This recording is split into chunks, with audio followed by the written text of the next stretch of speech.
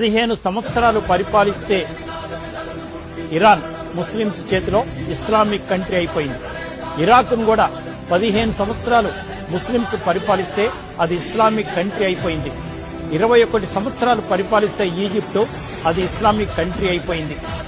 50 సంవత్సరాల పాటు యూరోప్ ని క్రిస్టియన్స్ పరిపాలిస్తే ఆ దేశాలన్నీ కూడా క్రిస్టియన్ దేశాలు అయిపోయాయి.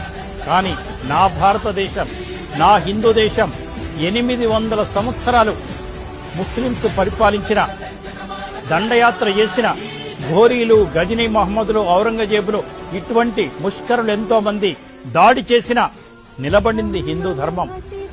200 పైచిలుకు సంవత్సరాలు క్రిస్టియన్స్ పరిపాలించిన, పరాయి దేశస్తులు పరిపాలించిన, ఎక్కడ కూడా మారలేదు.